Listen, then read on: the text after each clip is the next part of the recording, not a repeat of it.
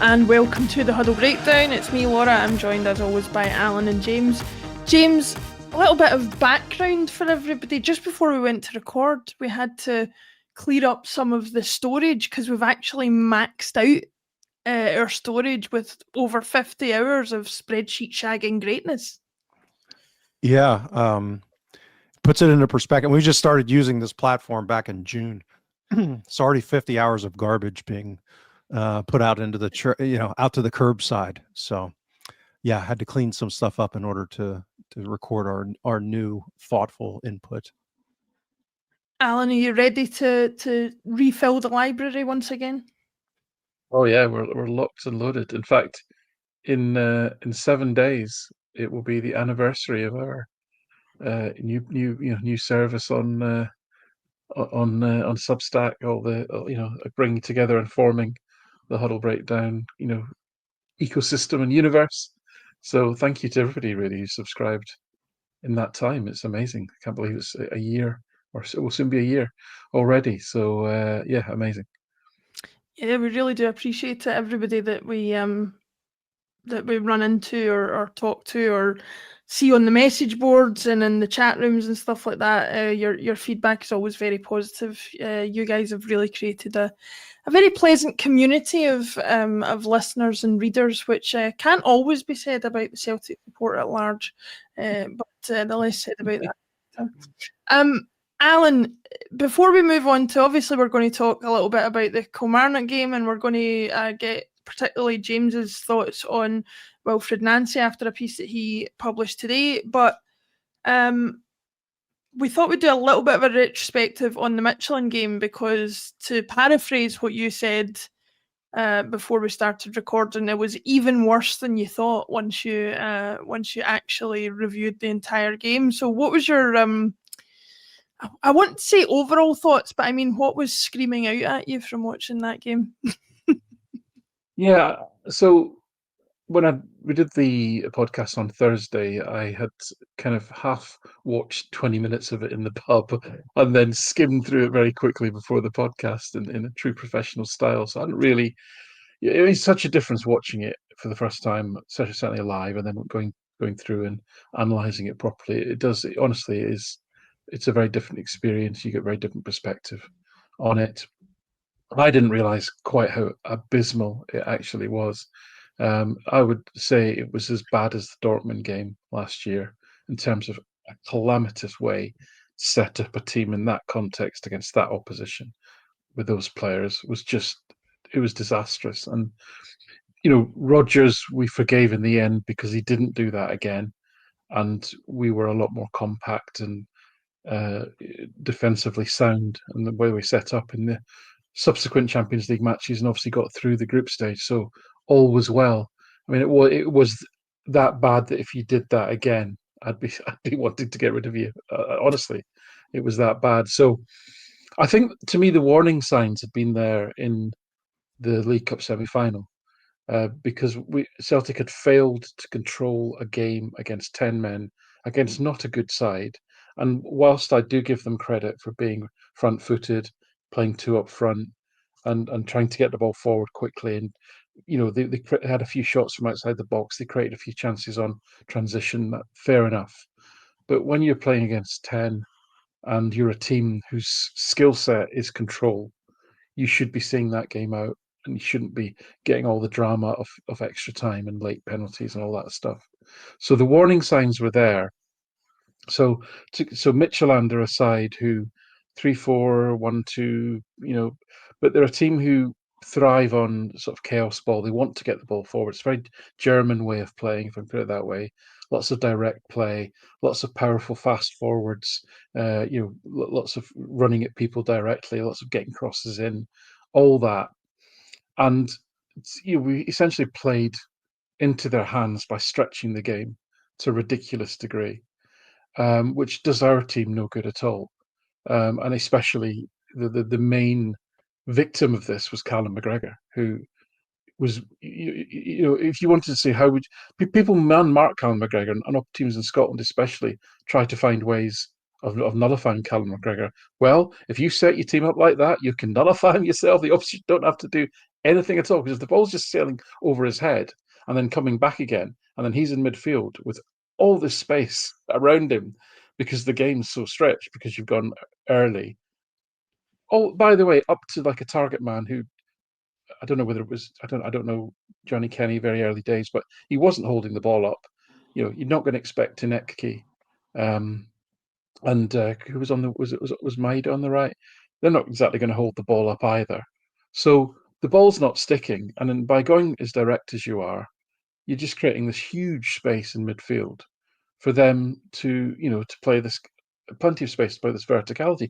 I've not checked back, and I will do it. I need to write this up. I don't know if we've had a bigger pack passing score against us in any match, even Barcelona at their best. I would be surprised if it would be in that neighbourhood. And this isn't an amazing side. Midtjylland, good, and I think their recruitment needs to be looked at, which might be another piece to do. But as I say, I think I said to you before, if I don't bet, but if I had to, I would maybe say there might be a quarter-final side in this competition. They're a good side. They're a really good side. They've got some good, exciting young players. But it's not Dortmund's level of attack. This isn't PSG away. This isn't Barcelona away. This isn't Bayern Munich away. This is a team from a town the size of Falkirk. Seriously. So it was awful. It was terrible. It was badly thought out. It was badly actioned. The highest passing score in the whole team was the goalkeeper, and he achieved 5 pack passes. And I think the next highest was 4, but at halftime, I think Schmeichel had 5. The next highest was 2. So we completely failed against a team that wants to play in transition and wants to play chaotically. To break down the lines by playing this very direct style, having no control over the game at all. And the reason that it's done to me, and I have to say, before I say what I'm going to say next, to avoid misrepresentation and misunderstanding, I need to state a few things. One, no, I don't believe that Rodgers should have stayed. I think it's the right thing that he left. I think everyone's had like a weight lifted off the shoulders because of that. Secondly, no, I don't like the horseshoe of futility, but the horseshoe of futility arises for many reasons, and one of which might be the style of play, but also it's how the opposition set up, and in a large part it's been due to the lack of quality in the attacking and midfield areas of the pitch. And no, I don't believe that we should only play one way, and that O'Neill and Maloney should go back to playing exactly the same way as Brendan, and that Brendan should have varied his style. Of course, I believe all that. However, as we've seen in the Premier League this season, specifically with Liverpool, how fragile team structure and team coherence is.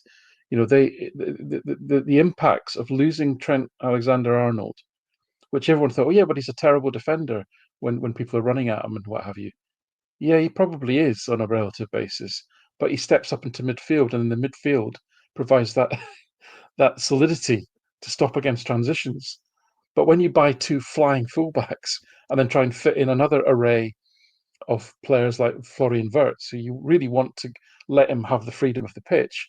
Oh, but then that's what you do with Salah as well. You add all those things together, and suddenly the whole system breaks down, and you're easy to break against, and you're leaving huge gaps in the fullback areas, and your midfield can't stop transitions. It's so, and these are all great players. It's so delicate. Celtic are very good at a few things, right? Even at the Champions League level, we were a very good pressing team and counter-pressing team, right? But you don't do that. You don't give yourself a chance to do that if you're launching the ball up the pitch, because how can you press in any coordinated way when there are massive gaps between the players? Celtic's main defensive weapon was actually having the ball. Celtic defend by controlling the space. They play a high line. They constrict the space. They keep small distances between their own players, and they play a short passing, controlling game. That helps them to avoid the ball being in their own box a lot, which again, if you play slightly deeper and launch long balls and give up all this space, you lose control of the game. And Celtic is not a team for the last 5 years with a squad of players that is built to play that way. So it doesn't make any sense. So you've lost control. You've not squeezed the game. and you're not in a position to press and counter press.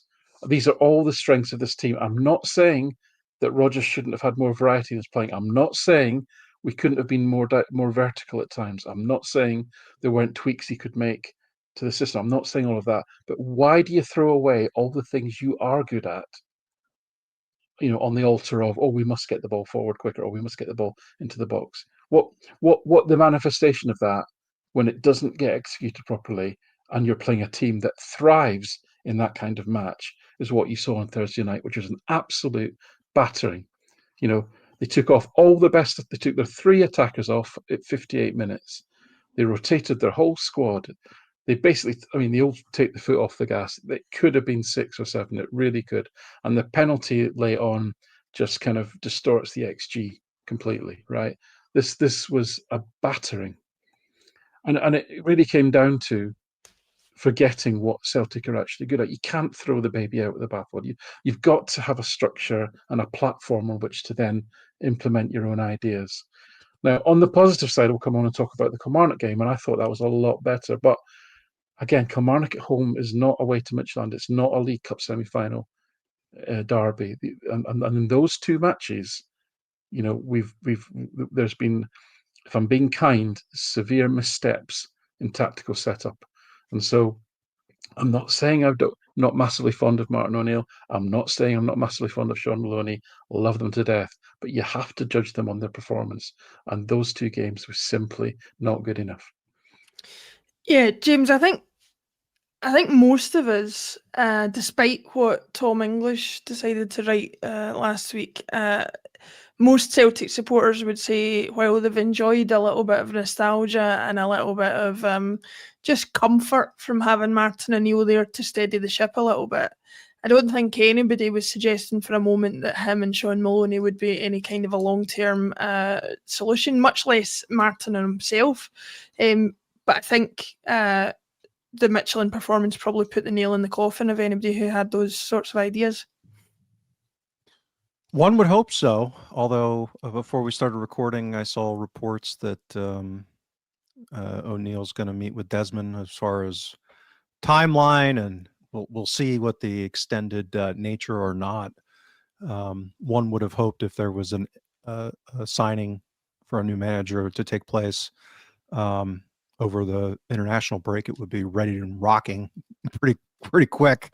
So we're now recording on Tuesday, and there's no announcement. So we shall see. But yeah, I agree with Alan. I'm just, when we recorded our extra time show for subscribers late last week, I had this graphic, and I'm just going to share it because it echoes what Alan said, and I didn't do a good job in amplifying what I meant when we recorded last week.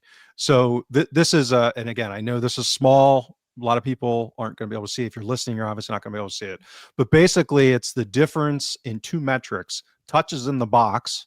So it's our touches in the box minus the opposition's touches in the box on the vertical axis, and a metric called deep completed passes, which is kind of like a dangerous attacking pass. It doesn't have to be a pass that leads to a shot or a shot assist that creates expected assists, as we call it. But it just has to be a quality threatening pass that is central to creating a chance. So it may be 2 or 3 passes prior, and it's the difference of that on the x-axis. So it's just like a nice proxy for proximity to box and attacking noose around each team's box. And I circled in yellow because, again, and this is all European games in Y Scout from Dyla's last season. So it's a lot of games. And I circled 2. I circled 1 in yellow, which is the Midtjylland game. And I borrowed, and I'll echo again, one of Alan's sayings that I love when he does his visualization with his data on like historic benchmarking of Celtic players. The lower left in a scatter plots the quadrant or the section of sadness, the corner of sadness, because it's where you don't want to be. And that's where this game was. I mean, it's down with the 6-0 at Atletico Madrid, the 7-0 Barcelona, I think it was 4-0 Bayern Munich from 2017 in the Allianz. The other thing I did is I put a red arrow next to last season's return leg at the Allianz, which has been elevated to, I think it's a myth, this mythology of that we were so close to going to extra time and all of that. And I think that kind of framing and mythology is part of why we are where we are. We were hanging on by the skin of our teeth for anybody that actually watches it back. It was and I've written about this a lot. I've talked about it a lot. That was in between two games that were season defining for Bayern domestically, and one of which was a hugely important game against Bayer Leverkusen, where they put forth a tremendous amount of effort. So they were rotating. They didn't press us like they normally do in either game against us. So as soon as the tie was in jeopardy after Kuhn scored, you can see all the metrics just go berserk, and to the point where that game ended up in this corner of sadness, and most of that came in like 30 minutes. So when they were actually under jeopardy from Celtic. So again, the reason why I wanted to show this is it echoes what Alan said. I mean, this was Midtjylland, down with Bayern Munich and Barcelona and PSG. So before we started recording, I said I think you could argue, if you grade on a curve relative to the quality of the opposition, that this might be the worst performance in Europe in like the modern, let's call it the data era of like 2015 forward. So just wanted to share that.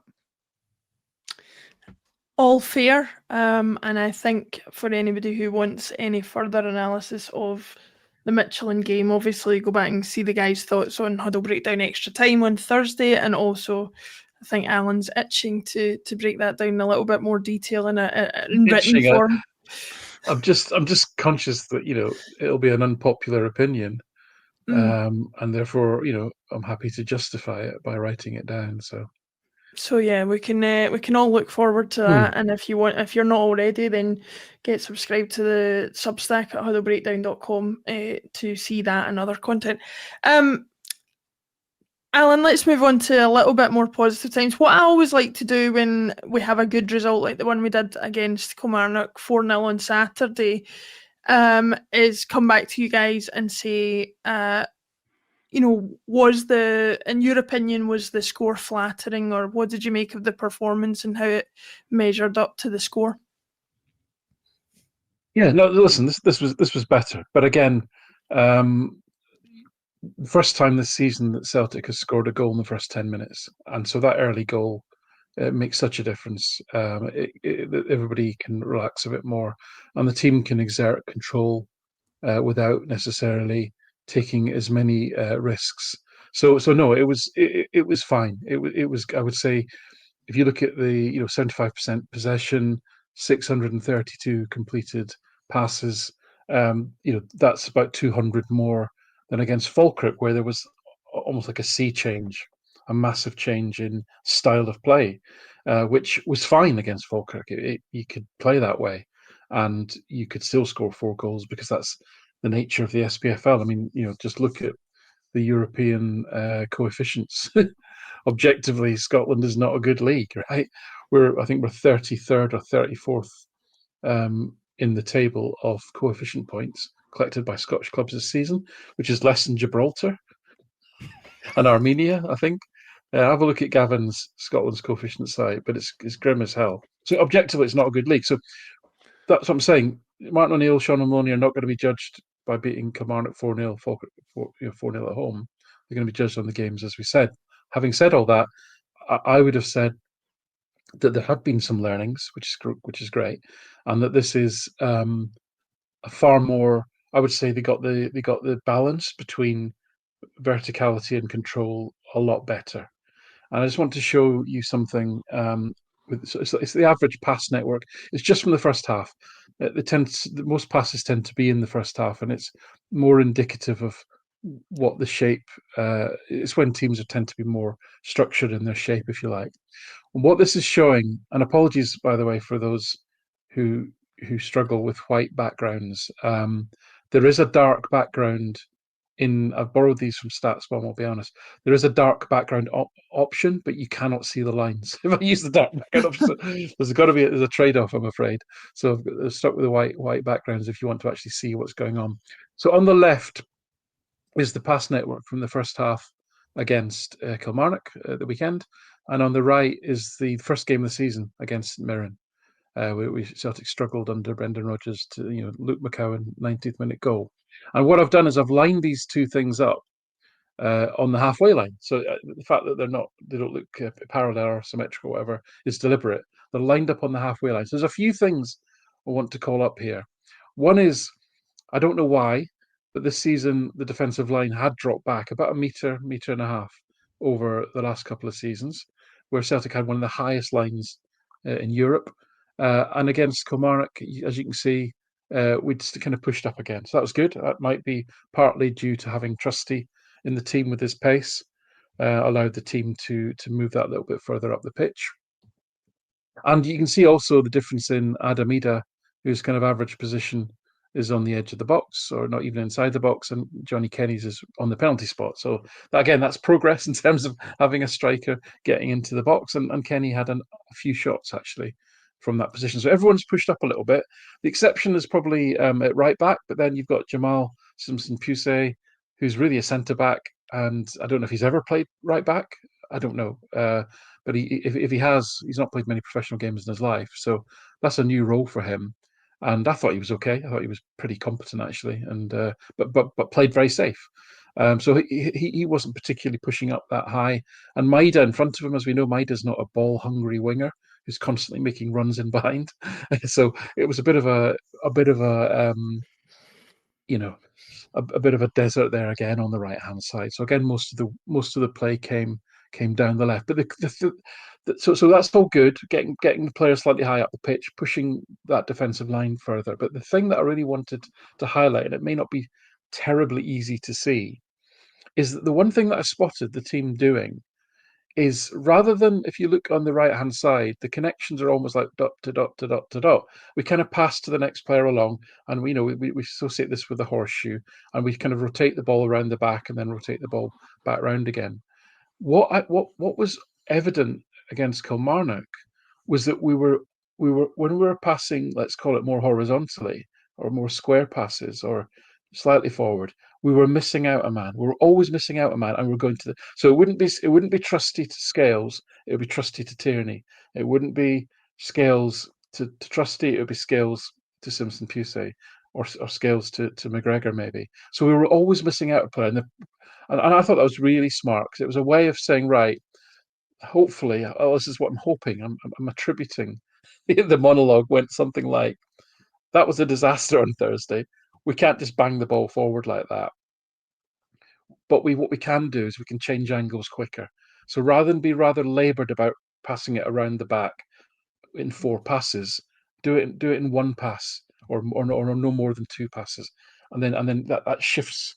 That forces the block from Kilmarnock to scuttle over that little bit quicker, and it might just open up the passing angles a little bit faster.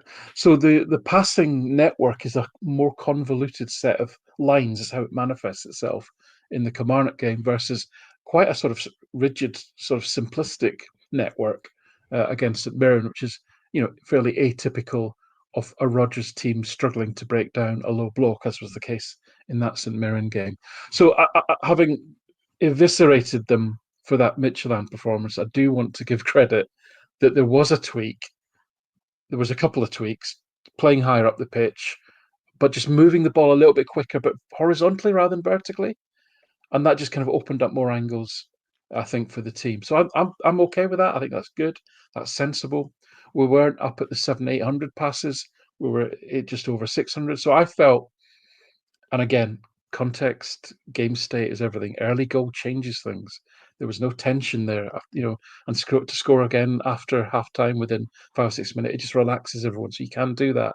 But I just felt that Maloney and O'Neill got the balance between being a bit more direct, being a bit more vertical, but maintaining control. I just felt it was a lot better. Again, it was against Kilmarnock. Ultimately, not going to get judged against that, but it was better, I would say. An excellent breakdown there, Alan, of some of the changes to the way that we played in comparison to those two games. But the most impressive part was your way to find any other way than calling him Jamal Simpson Pussy. It was Jamal Simpson Pussy, was it? I quite enjoyed that, I have to say. That's what I've heard, yeah. Listen, I think I think we're all going round in circles with that one as much of any horseshoe that we've seen this season. But listen, take it. I'll just call him JSP. That'll be me. James, it's interesting to see, as Alan says, how the bits of O'Neill and Maloney's game that we were so excited to see in the first couple of games maybe came back to bite us a little bit in the Midtjylland game, or Norwegian Falkirk, as I'm now going to call them, and how Alan's even. kind of Danish, yeah, I was going to say Danish. Oh, I'm going to get cancelled. You're worse than me in that regard. My goodness. I'm going to get cancelled by the Danes. But yeah, it's interesting to see how we were so relieved to see that in the first couple of games. It worked so well, but then we've had to pull it back a little bit. What was your opinion on what you saw against Kilmarnock and how it fared up to the previous 3 games? Yeah, I mean, I think it's been a tale of bifurcation, as Alan said. I mean, we played 2 pretty good teams on a relative basis. I mean, Midtjylland are, obviously much better than Rangers have been, but Rangers are still, from a talent perspective. And as I chronicled fairly in depth on our Extra Time show from last week when we revisited some of the Cup semi, was I think Danny Rule knows what he's doing. And I saw clear evidence of some pretty smart tactical moves that he made, even before they went down to 10 men, and then, as Alan said, subsequent even when he went 4-3-2. So those are the two. For them, though, he's too nice a guy. Well, yeah, I mean, they never last. Right. I mean, he's too intelligent. Van Bronckhorst didn't last that long either. So he's a good guy, but it seems to be anyway.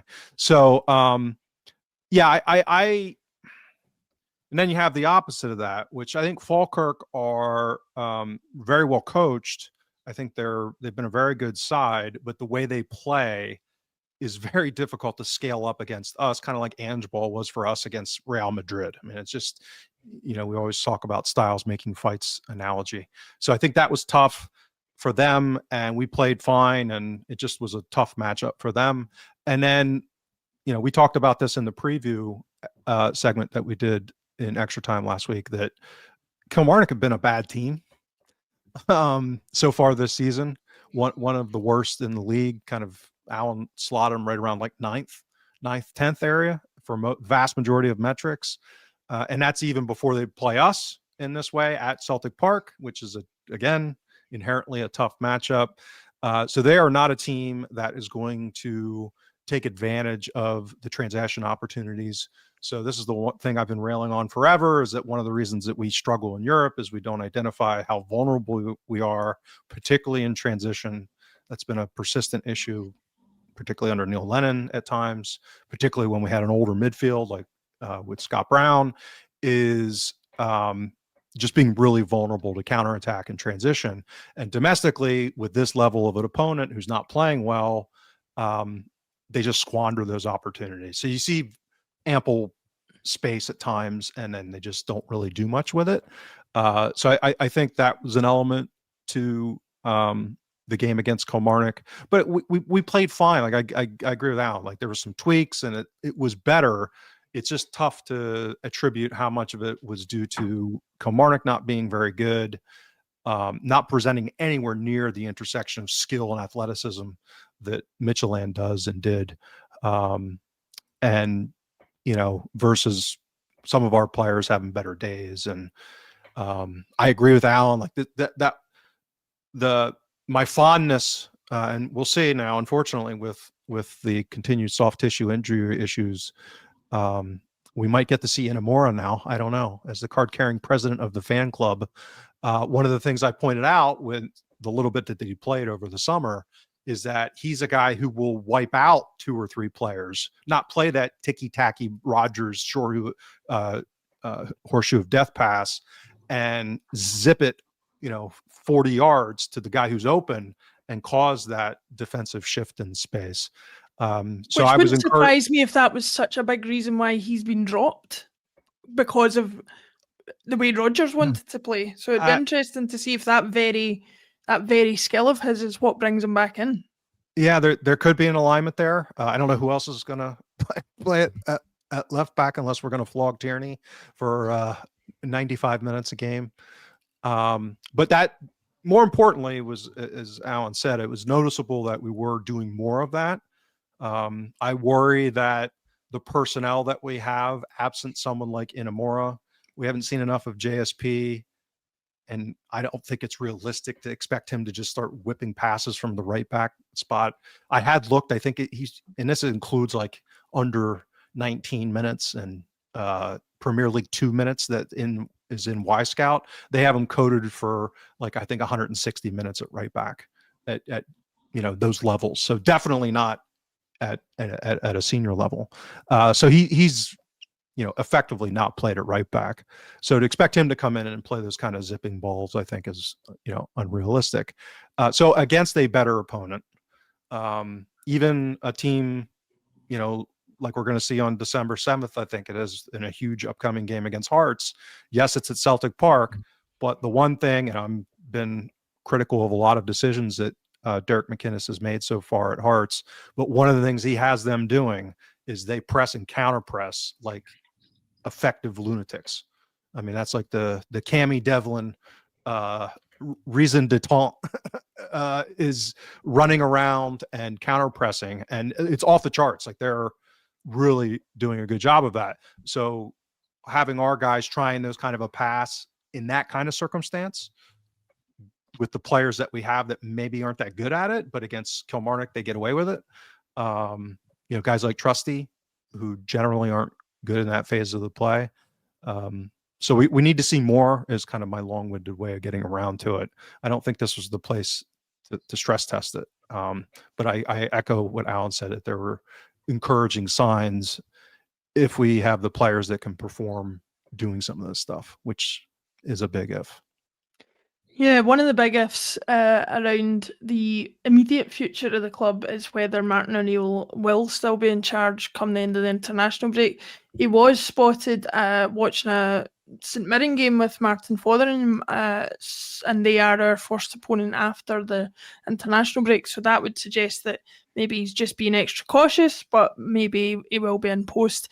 Speaking of which, James, I'll come back to you because I know we are a little bit pushed for time tonight. Partly my fault for us starting as late as we did, but you've done a piece today on the huddlebreakdown.com about Wilfried Nancy. For anybody who doesn't know, he is won the Canadian top division with CF Montreal, I think, and then the MLS Cup with Columbus Crew over in your neck of the woods. On paper, that would suggest to some people that he's maybe worth having a look at, because the MLS is improving in terms of strength every year. However, if you follow Montreal Celtic on Twitter, that guy does not want Wilfried Nancy anywhere near the club. So where do you sit on that particular debate?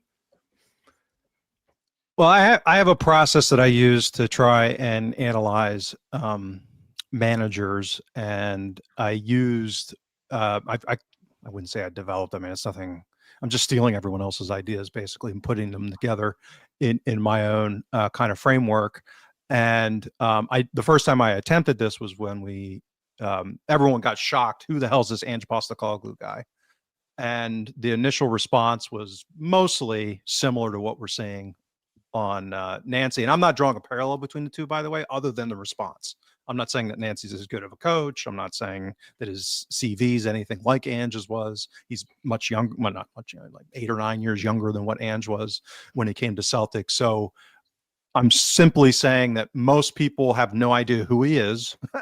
And the de facto response is he's not coached anywhere. That league sucks. He's not won anything, and he doesn't have any experience in Europe. James, am I right in thinking, sorry to interrupt, I'm right in thinking that by Opta rankings, the MLS is about the 10th ranked league in the world? And Yeah. Scottish So Premier League is Scottish Premier League is more like the 30th or something. Is that right? there's a lot of snobbery still on the MLS, and again, I'm not an MLS fan since I put it in my column today that I wrote that since they went behind the Apple paywall, they're at Apple TV now globally. That I've barely seen any of their games, so I don't pay that much attention to it. But you're right. MLS has come on a lot. The spending has gone up, even though it's a salary cap league. It's like the J League and the A League in Australia and Japan in that regard. Ian Graham was recently on the Men in Blazers podcast. He's been on a couple of times this season, and he was just on one and talked about some of these issues relative to English teams, even in the championship, sourcing talent from Japan now. And he basically said that MLS was slotted a fair bit higher than Japan even. So when we talk about, our experience with Ange coming from Japan, MLS is kind of slotted higher in those kind of relative strength methodologies like people like Ian Graham deploys. So so I was citing the response. So I was curious because I didn't know him that well. I was kind of aware of what happened with Columbus. They had a big kind of supporter activism movement because of an old owner that wanted to move the team, and they were almost going to lose their team, and then they ended up saving it, and it was kind of a big story. And that's right when Wilfried Nancy came in from after spending a couple of years at Montreal. So I went through this process, and basically it's looking at financial resources relative to the league, and then looking at underlying performance data that in theory is driven by a combination of relative resources and then what a manager can do. And why relative resources? Well, how much can you pay for players? Like, what's your wage bill that slots you in like on talent bands in kind of the competitive landscape?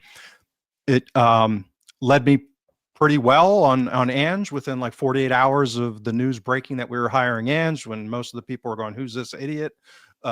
Where's he from? What's going on? He doesn't have a license to manage in Europe. Remember that? That was a hot potato at one point. So this process that I put together, which I've enhanced, by the way, it's not, I keep working on it, but that iteration of it had me quite positive on Ange. It looked to me like he had gotten a lot out of the resources available to him. And ultimately, as a coach, and this is not the manager as God model who's supposed to be picking players and deciding who to sign and recruitment, but just taking the players that you have and getting the most out of them. That process for Nancy is excellent at Columbus Crew. They were, I think, 18th in the league in wage bill. They had 30 teams in the league that season, 29 or 30, when he won MLS Cup. Now, I don't take much about playoffs in that regard, meaning that the playoffs in MLS are kind of like a cup tournament. They have knockout ties, and then I think the final is even a single game. The Supporter Shield, which is the regular season, 34 games, to me is more like a league. And his, they were right up at the top, second and third in like expected points, which is derived off of XG. So it's more about how the team's performing underlying and takes out some of the variance that we talk about analytically. So all 3 seasons, not only were they good, it was like a total sea change from the season prior to him arriving. And the amount of money that they spent didn't really change much. And actually, over the 3 seasons, they're standing in relative to other teams, because some of the teams have gone berserk, like Miami paying for Messi and LAFC, and I think Atlanta's a big spender. So those, their relationship, they went from like 6th in 2022 in the league down to like 18th now. And so they've been getting more out of less money, basically, is what I'm getting at. Now, I will say, some people are referencing that they gave up more goals this season in 2025. That's, obviously objectively true. Their XG conceded also went up. So they weren't as good this year on an XG basis. But if you look at another metric, which is a possession-based model that a site called American Soccer Analytics which is like an orgy for us spreadsheet shaggers. It has basically like StatsBomb level data for free, open source. So I looked at their possession model, which is called G+, and it was actually better this season than it was last season. And they sold the third highest performing player by this metric after the 2024 season to Real Betis for a record fee of 13 million euros.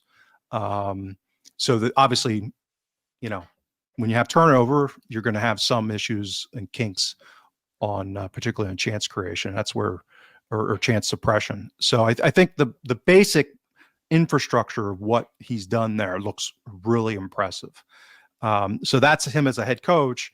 If you go back to the Montreal time, he also way overperformed. His team's way overperformed the amount of money that Montreal was spending in their relative, payroll structure against their opposition. So that's all positive. That's not to say it's a good hire, theoretically. What it does suggest to me is that a lot of the kind of hair on fire stuff, that's the kind of stuff to me that's transferable. It's just a smart guy who knows how to deploy what he has. I think the more encouraging thing is that he's worked in a modern structure at Columbus. They're one of the more progressive analytics clubs in MLS now. They have a guy with a master's degree in bioinformatics that leads up. Al and I always joke, Man City has an astrophysicist heading up their division, and you had Ian Graham's a theoretical physicist, the guy that built a lot of what's at Liverpool that they're still using today. That's the type of people that build these kind of analytics departments. It's not some 21-year-old off Twitter, basically. No, with a coaching degree. Tends to happen in Scotland. Right. Our guys, and again, no harm, but guys that go to college. No harm to them, right? But this is it's just a different domain. Analytics is not, so this guy's got expertise in modeling complex stuff and data science and analytics and mathematics at advanced levels. So I joked, it would be wonderful.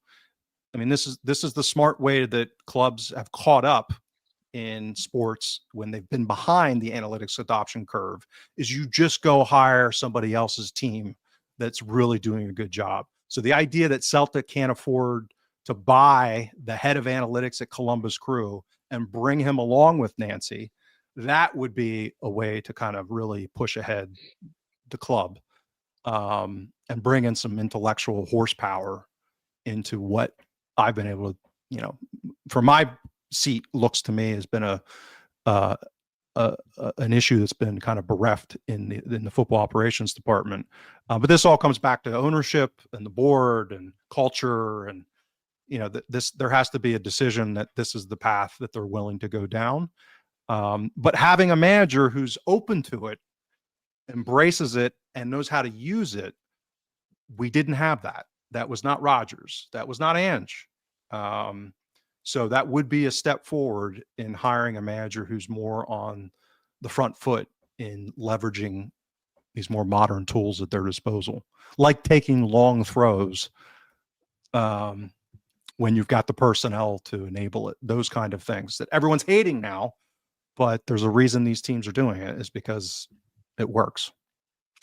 Yeah, Alan, well, just quickly before we wrap up, I guess the overriding theme of what James is saying there, not to put words in his mouth, is I guess there's a few people out there in the Celtic support that could have learned a lesson or two from the way they conducted themselves when Ange was being appointed, who seemed to be repeating themselves, when in actual fact we all need to kind of just wait and see. He might not even be the manager, but if he is, the honest truth of the matter is that 99% of us hadn't heard of him this time last week. So, we just need to wait and see what happens. Is that a fair assessment, do you think?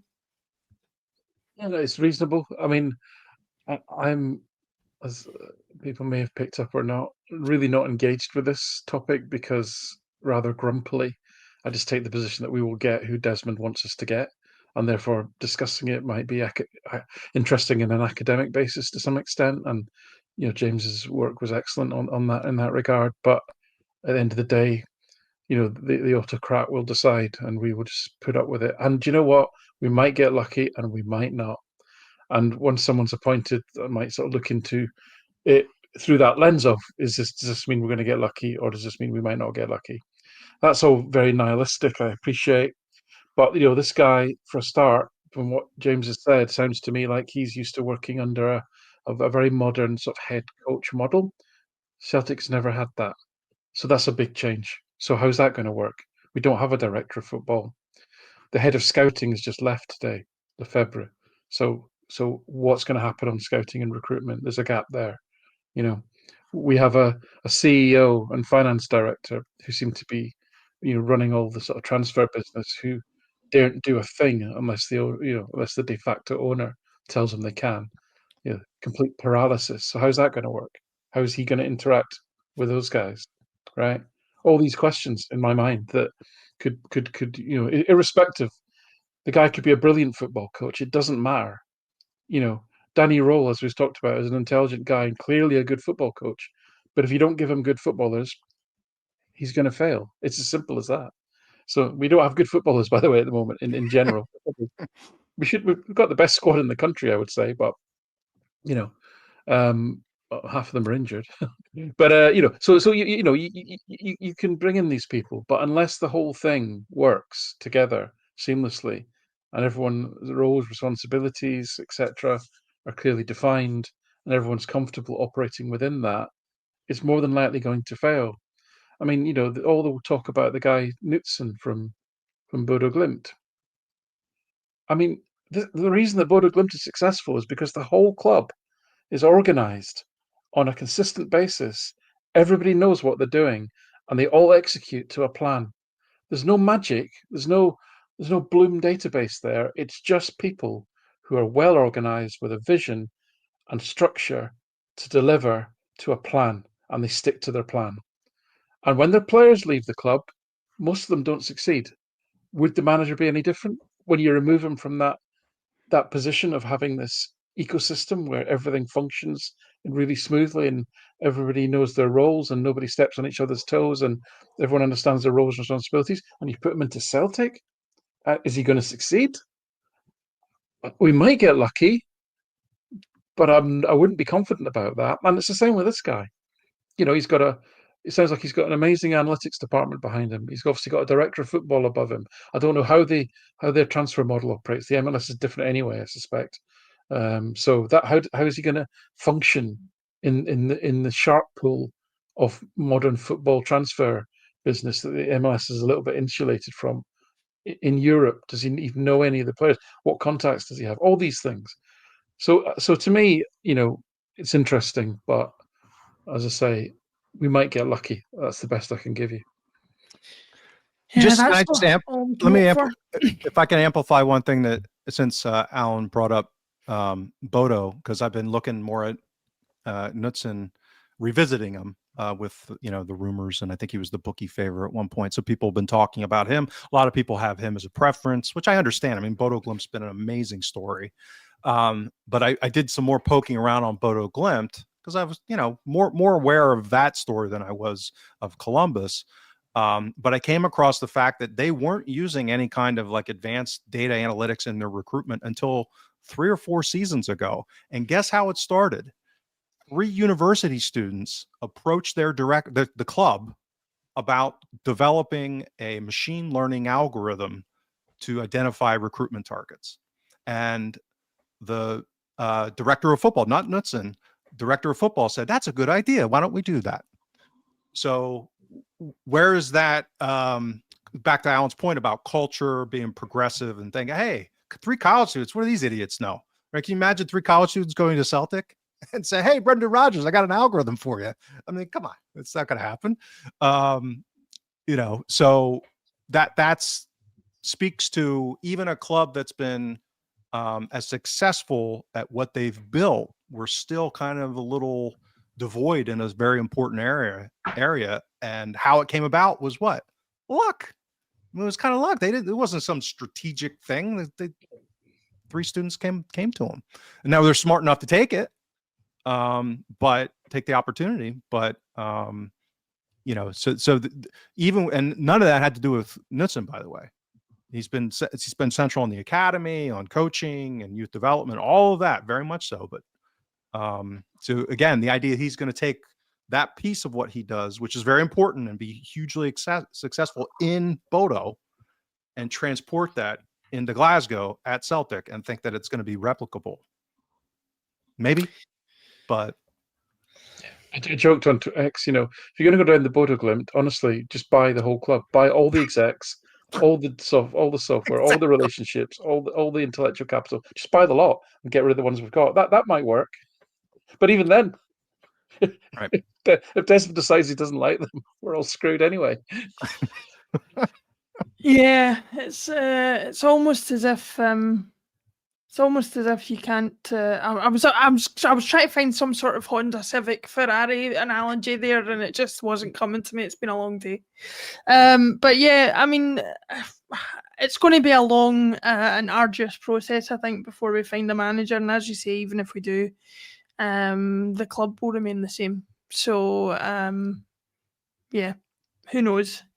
But with that said, thank you very much, James and Alan, for joining me tonight. Thank you, everybody, for watching or listening. As I said before, if you want more of this content, if you want access to the full Extra Time show that comes up later in the week, and all of Alan and James's written work on huddlebreakdown.com, then please do us a solid and sign up for the Substack.